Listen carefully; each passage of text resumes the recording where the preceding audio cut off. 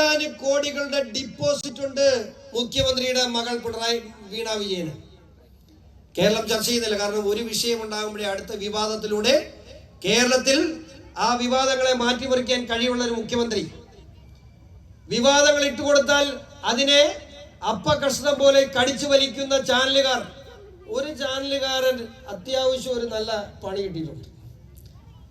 ബഹുമാനപ്പെട്ട സംസ്ഥാന പ്രസിഡന്റ് ശ്രീ രാജീവ് ചന്ദ്രശേഖരനെതിരെ ആരോപണം ഉന്നയിച്ചുകൊണ്ട് കേരളത്തിലെ ഒരു പ്രമുഖ ചാനൽ, അതിന് റിപ്പോർട്ടറൊന്നും പറയേണ്ട കാര്യമില്ല, കൈർലി 2 എന്ന് പറഞ്ഞാൽ മതി. കാരണം കൈർലിയുടെ വിശ്വാസം നഷ്ടപ്പെട്ടപ്പോ പകരം ഒരു ചാനൽ വേണ്ടപ്പോ ആ ചെറുപ്പക്കാരനെ ഒരു കാട്ടുകള്ളനെ, ഒരു മരമുറി കേസിലെ കാട്ടുകള്ളനെ വിലക്കെടുത്തു. അവരെ കൊണ്ട് ഒരു ചാനൽ വിലക്ക് മേടിപ്പിച്ച് കോടിക്കണക്കിന് രൂപ അവന് സ്പോൺസർഷിപ്പ് കൊടുത്തുകൊണ്ട് ഒരു ചാനൽ ഓടിച്ചുകൊണ്ടിരിക്കുകയാണ്. ആ ചാനൽ ഓടിക്കുമ്പോ ബഹുമാനപ്പെട്ട മുഖ്യമന്ത്രി അയാൾക്ക് ആവശ്യമുള്ള അജണ്ടകൾ, നിങ്ങൾ ഓരോ ദിവസവും ആ റിപ്പോർട്ടർ ചാനൽ വെച്ച് നോക്കണം.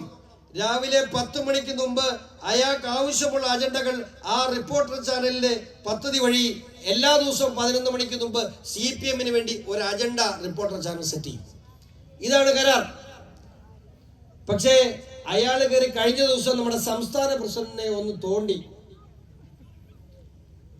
രാജീവ് ചന്ദ്രശേഖർ എന്ന് പറയുന്ന ചിരിച്ചുകൊണ്ട് നടക്കുന്ന ഒരു പാവം മനുഷ്യനാണ്, ഒരു സംശയമില്ല, ഏറ്റവും ഹൃദയശുദ്ധിയുള്ള ഒരു മനുഷ്യനാണ്.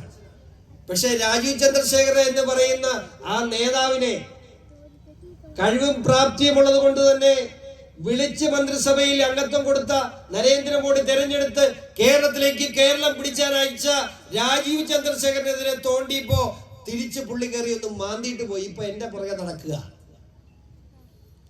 എങ്ങനെയെങ്കിലും പരിഹരിക്കണം, എങ്ങനെയെങ്കിലും വിഷയം പരിഹരിച്ചേ പറ്റൂ.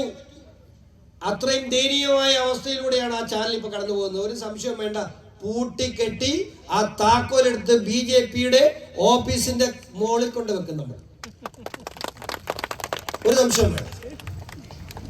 അത്രയും ഗൗരവമായ വിഷയങ്ങൾ ഏറ്റെടുത്തുകൊണ്ടാണ് നമ്മളെ പ്രതിരോധിക്കാൻ വരുന്ന ഏതൊരു ശക്തികളെയും ശക്തമായ ഭാഷയിൽ തന്നെ നേരിട്ടുകൊണ്ടാണ് നമ്മൾ മുമ്പോട്ട് പോകുന്നത്. ഈ നാടിന്റെ വികസന പ്രശ്നങ്ങളെ കുറിച്ച് ചർച്ച ചെയ്തുകൊണ്ട് വരുമ്പോൾ ആ വികസനത്തെ കുറിച്ച് ചർച്ച മാറ്റിവിടുവാനുള്ള ബോധപൂർവമായ ശ്രമങ്ങളാണ് ഈ നാട്ടിൽ നടക്കുന്ന വിവാദങ്ങളിൽ നല്ലൊരു ശതമാനവും. പക്ഷേ മുമ്പേ നാം പറഞ്ഞ പോലെ ആ വിവാദങ്ങളിൽ മലയാളി വീണു പോകുന്ന സാഹചര്യമാണ് നമ്മുടെ മുമ്പിലുള്ളത്.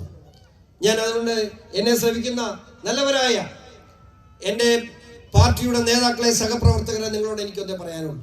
ഈ വരുന്ന ദിവസങ്ങൾ ജാഗ്രതയുടെ ആകണം. നമ്മൾക്ക് ഒരു തെറ്റും പറ്റാൻ കഴിയില്ല, നമുക്കൊരു തെറ്റും പറ്റാൻ പാടില്ല.